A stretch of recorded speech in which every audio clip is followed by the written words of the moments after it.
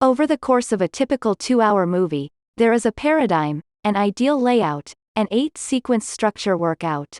Sequence A. The first 15 minutes of a picture answering the question of who, what, when, where, and under what conditions the picture will take place is called the exposition. Before such exposition, it is crucial to hook the audience and get them interested in watching further. The most common technique for achieving this in the first sequence is through the use of curiosity.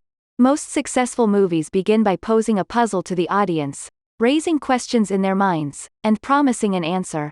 Once curiosity is used to draw an audience into the picture, there will be a chance to supply exposition, background material answering the crucial questions so that the story proper can begin.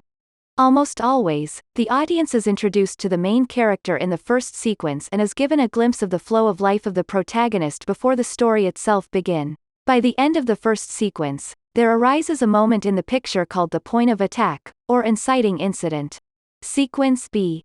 The second 15 minutes of a film, ending approximately 25% of the way into a typical 2-hour picture, focus on setting up the main tension, of posing the dramatic question that will shape the rest of the picture. Sequence C. The third 15-minute sequence of a picture allows the protagonist a first attempt at solving the problem posed at the end of the first act. Sequence D. The fourth 15-minute sequence finds the first attempt at resolution failing, and sees the protagonist try one or more desperate measures to return his or her life to stability.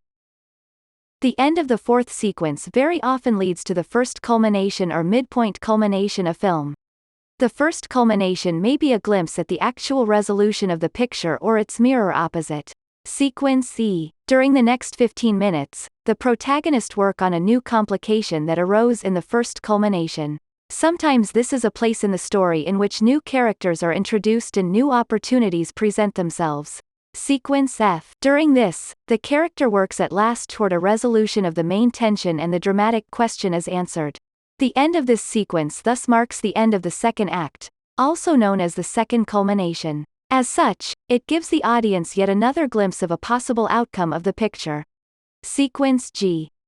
The seventh sequence is often characterized by still higher stakes and a more frenzied pace, and its resolution is often characterized by a major twist. Sequence H. The eighth and final sequence almost invariably contains the resolution of a picture, the point at last where, for better or for worse, the instability created in the point of attack is settled. Sequence H also contains an epilogue or coda, a brief scenes tying up any loose ends, closing off any remaining dangling causes or subplots, and generally giving the audience a chance to catch its breath and come down emotionally from the intensity of their experience.